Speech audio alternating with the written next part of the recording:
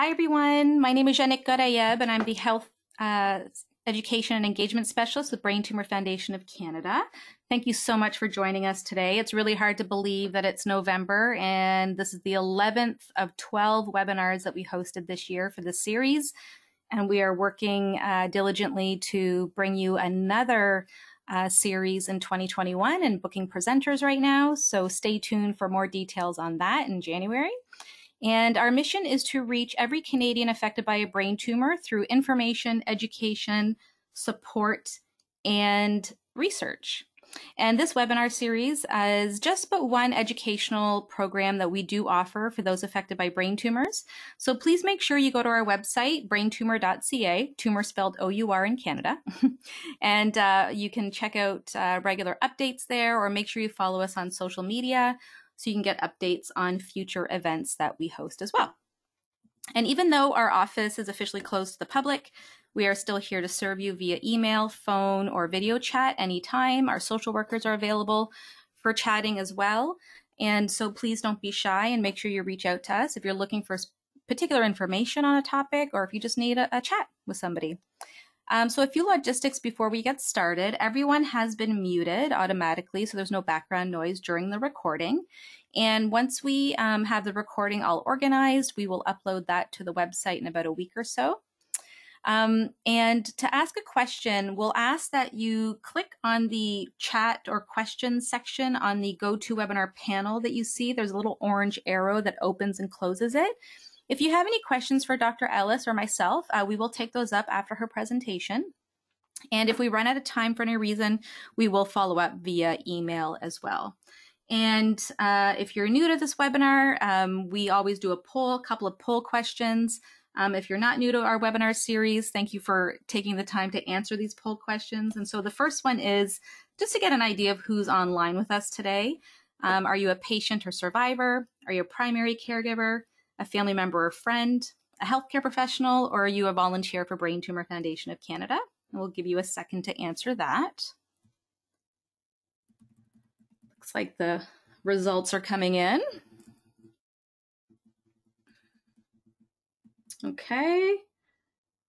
Almost all of you have voted. And it looks like we have a really good mix of people today. I'm going to close that poll and share that. So just so you have an idea, Dr. Ellis, we have about 13% are patient survivors, 31% are family members, friends, 25% are healthcare professionals, and 31% are volunteers who may be survivors and or caregivers themselves or healthcare professionals. Okay. And yeah, great. And so the second question is, just so our marketing team has an idea of where you guys heard about the webinar. Was it through one of our communications, social media, family member or friend, online search, or were you referred by a healthcare professional? And most people usually hear our webinar about our webinar series through our marketing efforts. So looks like that's about the same for this one too. Great. Give everybody another second to vote. Okay, so that's really good to see that about 22% of you were referred by healthcare professionals, 56% heard about us through online communication. So that's great. And just one more question I'd like to ask is regarding the second wave of the pandemic. I know we're all kind of holding our breath yet again. Where would you place yourself at this moment in time? Are you feeling unsure and overwhelmed? Have you accepted the uncertainty and trying to, oops, that got cut off, and just trying to cope? Are you feeling okay and starting to improve? You found new ways to make life and work easier?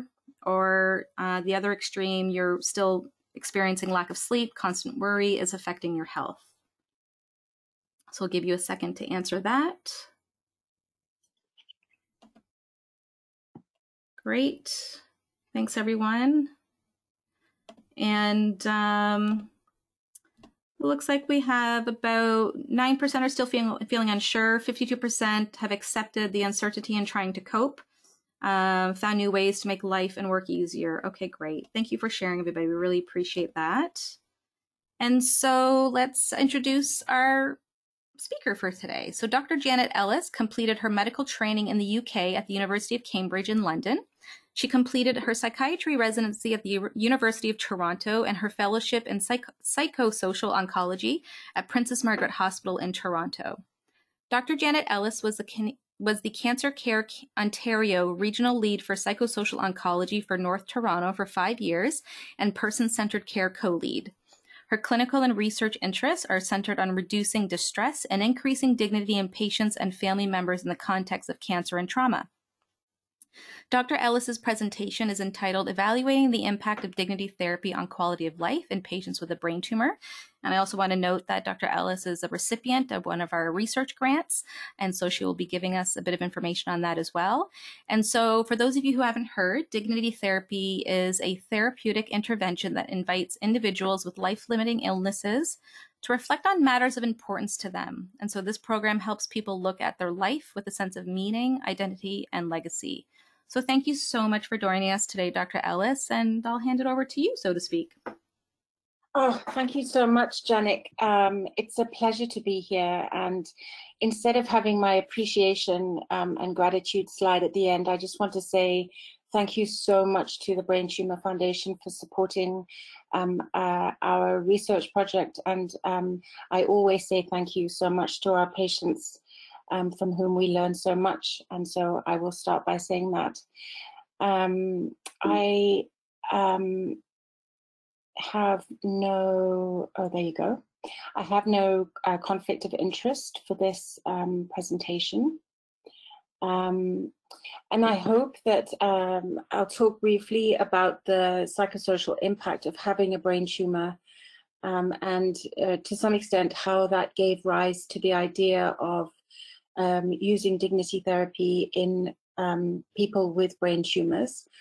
I will do my best to describe the underlying principles of dignity therapy and the process of it, and describe some of the work looking at the impact of dignity therapy and on patient and caregiver feedback. And I'll talk about the study that we're currently doing, funded by Brain Tumour Foundation Canada. So in general, we know that there is many causes of distress in people with brain tumors. Brain tumors do cause more morbidity and mortality than many. And there's often a sense, I think, a greater sense of fear on the diagnosis. There's also greater distress earlier on in the illness trajectory because there's often some loss of function. So altogether, most people with a brain tumor experience at some point some level of emotional or existential or physical distress or symptoms. And so it felt like this was a population that really needed to have the best possible evidence for intervention. I think there's sometimes a sense that there could be a change to the personhood or personality because the tumor's in the brain, although of course that absolutely doesn't always happen. There can be an altered sense of self with that tumor in the brain. Sometimes there can be some loss of independence depending on where it is. Can be loss of independence because, for example, there may be seizures or loss of independence, sometimes just simply being able to be mobile. And so this can come with a decreased sense of dignity and meaning because of the restrictions that can occur in the person's life, and therefore a decreased overall quality of life. So we know that when research on end-of-life concerns include the need to support autonomy and control for people, there's a need for the care to be empathic and positive, genuine and attentive, and a need for a sense of continuity of self and maintenance of pride, hope, And so these address the form, tone, and content of any treatment that's designed to intervene in distress. So a lot of the time, I think people complain of feeling a bit like a number, and that's one of the biggest feedbacks that healthcare professionals, I think, have heard over the last couple of years, and one of the reasons why we've had person-centered care in the forefront of policy change and education. And so the feeling that it is very important to understand the person beyond the patient, and to ensure that decisions are made with the person's values and input, and that dignity and meaning in life and dying is supported.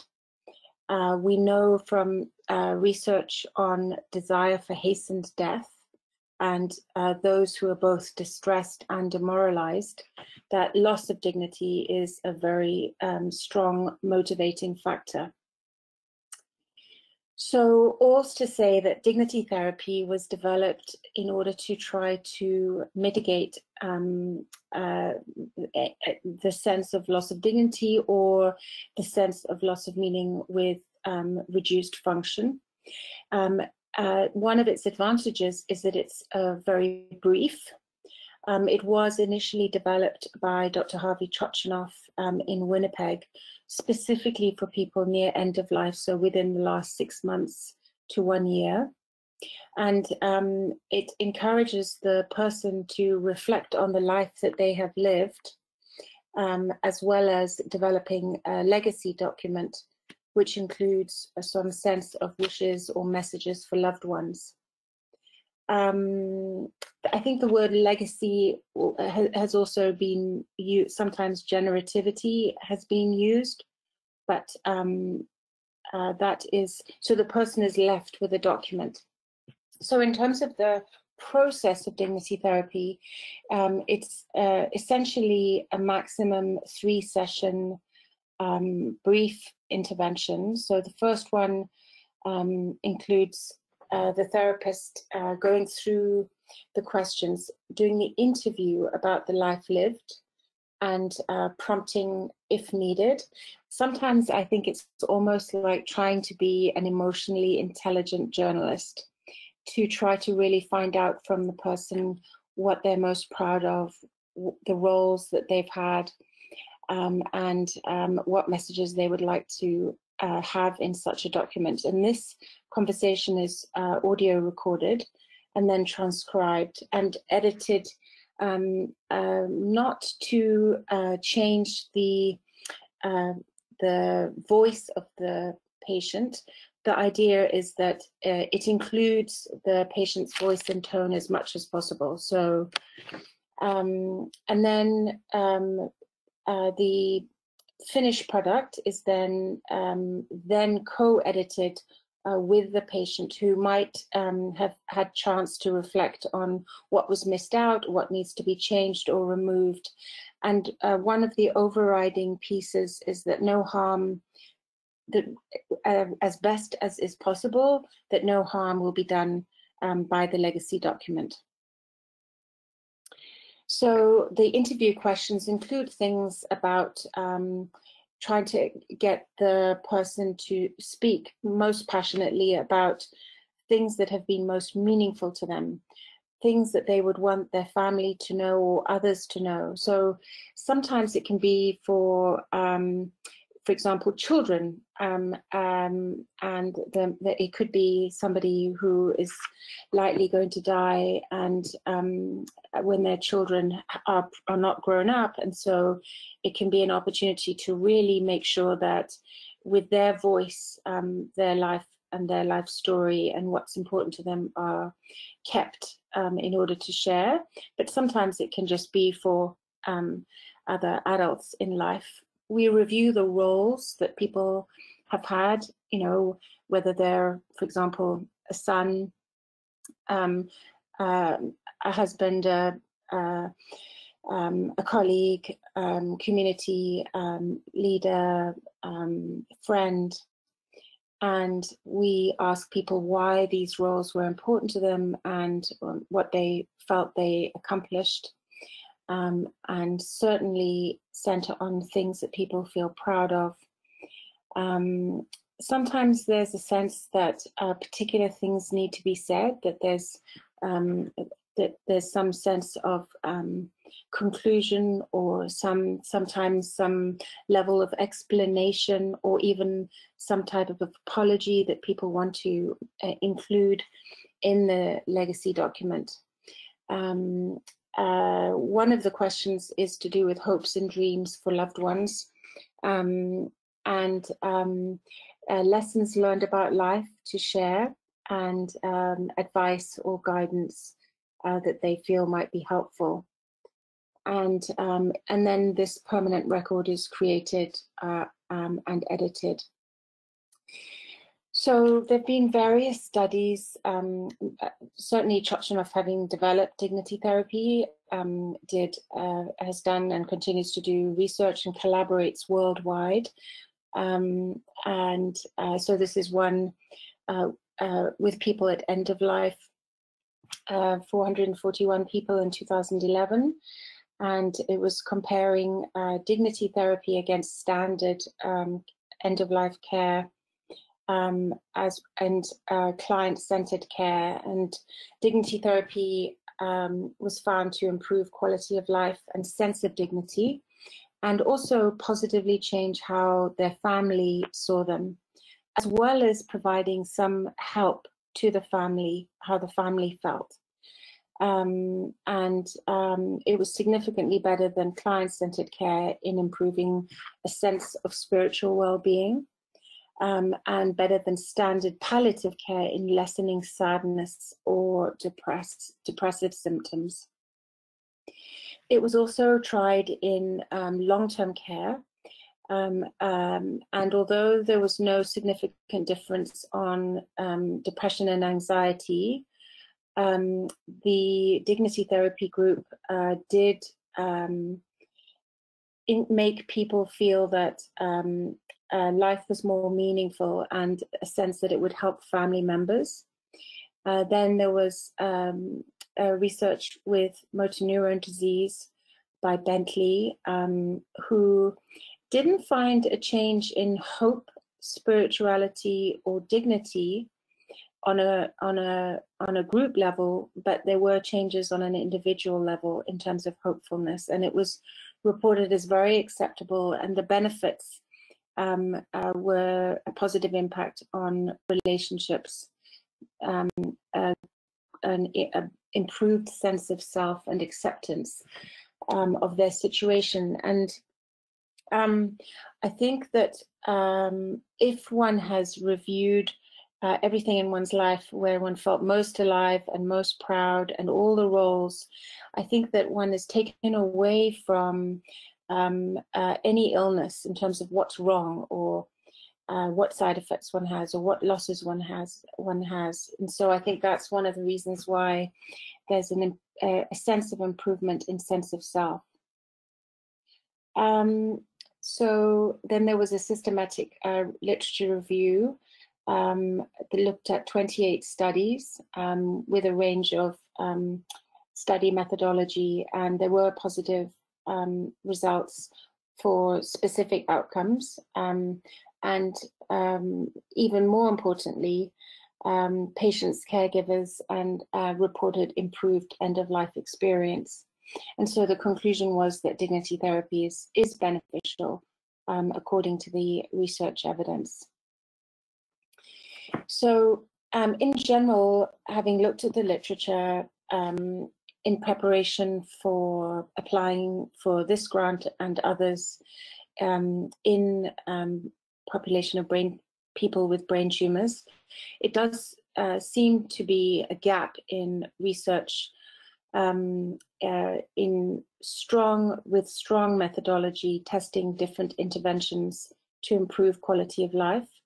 And that might partly be due to potential cognitive decline, and maybe some interventions are too long in order to have an impact in some of the brain tumors.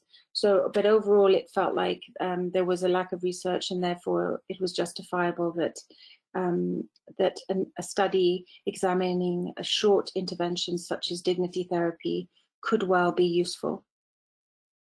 Initially, at the Odette Cancer Center, we completed a feasibility study for dignity therapy in this population. In that study, we started with people with glioblastoma, and that was why we were looking at feasibility, because of the more likelihood of time limitation and cognitive impairment. And we recruited 17 participants and collected both qualitative and quantitative data from both patients and caregivers, as well as from dignity therapists. 15 out of 17 participants completed the intervention, and the time for each part in terms of arranging or preparing for the interview, conducting the interview, and editing are included. So certainly you can see that transcription and editing took the most time. And we asked, of the people who participated, we asked a selection of people, a random selection, to complete qualitative surveys. And so we had that from 4 patient participants, 5 caregivers, and 4 of the dignity therapists. And we were asking about acceptability and impact. And in terms of acceptability, all 4 of the patient participants reported benefits in different ways, saying things like they would recommend dignity therapy to those who are willing, that it's a great tool, feeling grateful for the opportunity to be able to participate. Dignity therapists felt that the patients were highly motivated and often came prepared, having already really thought about their life and what they wanted to center on and talk about. In terms of the impact, these are a couple of things that people said. A patient said, "As death is part of my existence, it helps me to accept and prepare my children in the simplest form on what to expect." A caregiver said, "This interview was transformative. The patient, my loved one, spoke more during the course of the interview than he had for weeks leading up to it. And on the following day, he was much calmer and more connected with the kids than he had been for some time." In terms of advanced care planning, the impact on how people want to think about their goals of care and advanced care planning, dignity therapy made us stop and think carefully about what we want, and we continue to be open and to discuss our thoughts and concerns. In terms of the impact for the dignity therapist, I felt like I was helping someone who was in distress in a very concrete way, even though I wasn't able to take the problem away. It enriches my work and reminds me of the importance of being curious about patients beyond their symptoms, which I think alludes to me talking earlier about, instead of being focused on illness and symptoms, rather being focused on the whole life.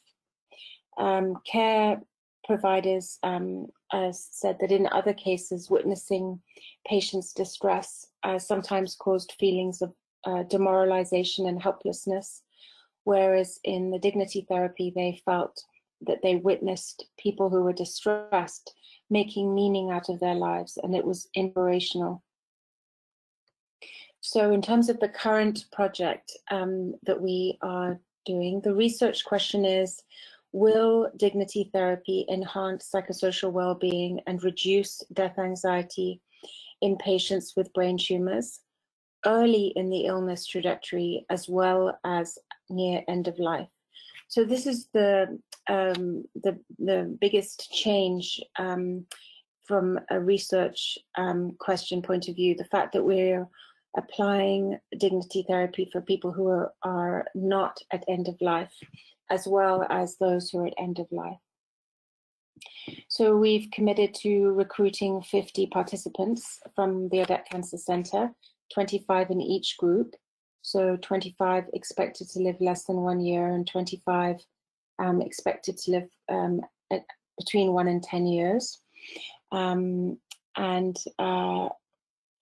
So we administered a series of questionnaires before and after the intervention, as well as in 1 week after, as well as 5 weeks after. And we're looking at psychosocial well-being and connection with others, spiritual well-being and meaning, death anxiety, a sense of dignity, post-traumatic growth, and the overall experience of dignity therapy. I just want to say something about post-traumatic growth, because I think it's one of the most important concepts to understand in distress in cancer or distress in any trauma. And that is that instead of feeling demoralized by the traumatic event or illness or cancer, there's a capacity after having gone through the shock or the suffering for growth, and to feel grateful for being alive, to feel a greater sense of connection with those who matter, and a clearer sense of priority. And all of that, along with a sense of acceptance, adds to spiritual well-being. So it's a very important concept. So far we were like the rest of the world, delayed because of COVID, because we could no longer go into clinics in person, and so we have lost some time. And right now the study is still being conducted remotely, because most people don't want to unnecessarily see anyone. And it is a whole 60 to 90 minutes interview. But we have had 28 people consented, 19 completed their baseline measures, 18 started dignity therapy, 16 actually completed it, and 15 have completed follow-up interview or questionnaires. And some of the lessons that we've learned for anyone else thinking about doing a dignity therapy study, we feel that it's very useful for people to review the interview questions prior to the first session. I was talking to Janik about this earlier. Because dignity therapy was initially developed for people at end of life, we've had to adjust some of the questions for the people who are not at end of life in this study, because some were really not ready to address questions regarding death and dying. So that's something that we've had to be careful about. But we have had positive feedback. There was one person who felt unprepared to answer questions, but otherwise everyone has given much the same type of feedback as I outlined earlier from the feasibility study. They found the questions and prompts helpful in terms of reflection, and do feel that they were able to fully reflect on their life and organize pre-existing thoughts, and that the process was helpful. And the only other issue that we had was, because it's now virtual, we are receiving referrals from the radiation oncologist as opposed to recruiting in clinic. So people have not already met the research team in clinic and haven't had that initial contact and education. So sometimes it's a bit difficult to call people to explain the study just simply after they briefly spoke with the oncology team. So that's been a bit of a challenge in COVID. And that brings me to the end, and I hope that we can have a discussion and be happy to answer any questions. Wonderful. Thank you so much, Dr. Ellis. Does anybody have a question for Dr. Ellis? I haven't seen any questions come through yet. The work that you've been doing is absolutely wonderful. I'll turn my video on now so you can see me. The work that you've been doing, Dr. Ellis, is absolutely wonderful and such important work to do with people. And what's been, I guess I want to ask you, like, what's been the most satisfying thing for you doing this research? Mm-hmm.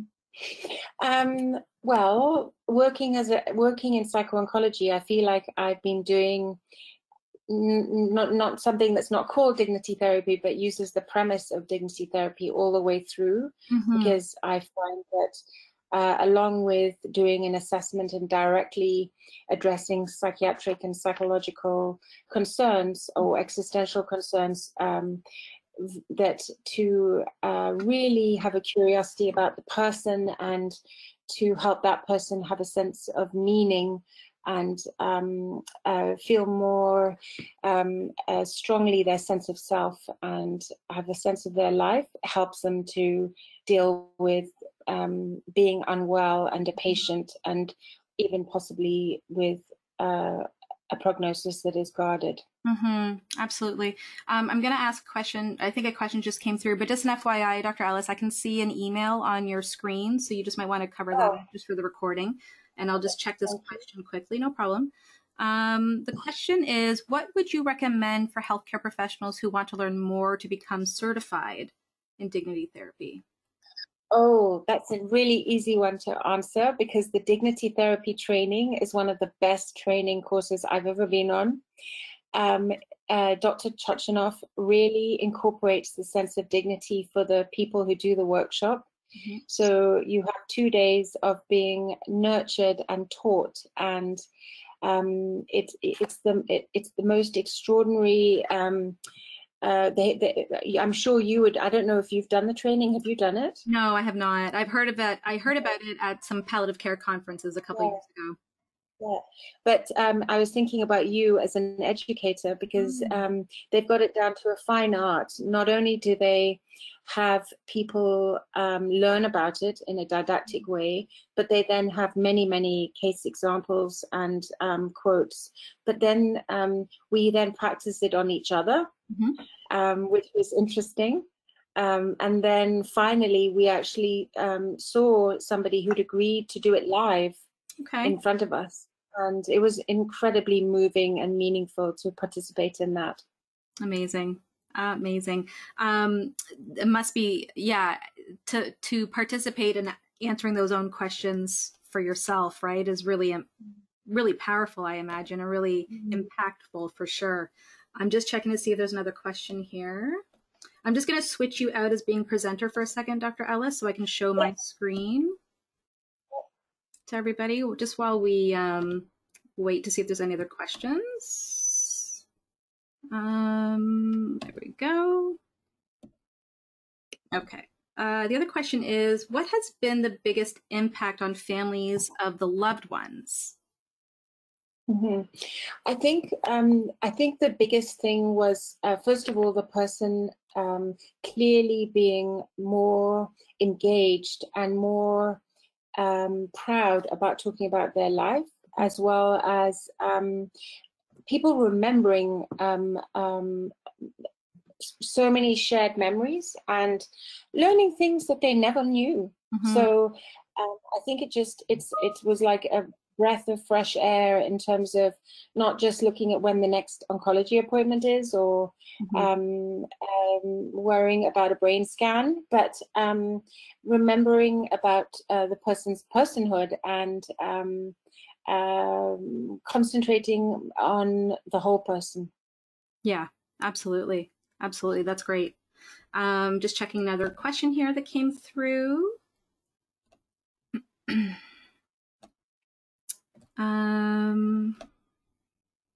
Oh, no other question came through. Okay, I'll give everybody another second if you have any other questions for Dr. Ellis. But while I have everybody online, just a reminder that our next webinar is on December 16th with our social worker, Todd Gould, who's going to go through some tips and suggestions on how to get through the holidays, because even without COVID, it can be a little bit stressful for people. And this year, it looks like it's going to look very, very different for majority of the world when it comes to the holidays. And so he's going to provide some tips and suggestions on how to kind of cope and how to manage that. And you'll see on the screen here, this is what we were calling our Constellation of Hope.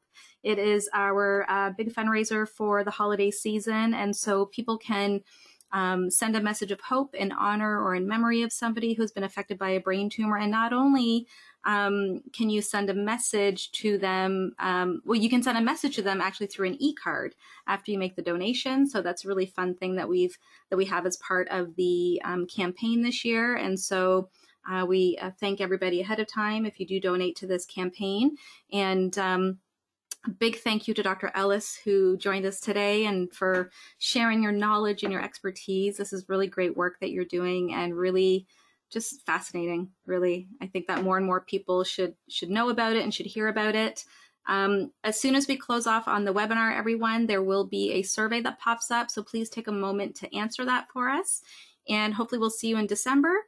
And we will share this recording with everyone once it's up on our website as well. So thank you again, Dr. Ellis, for joining us today.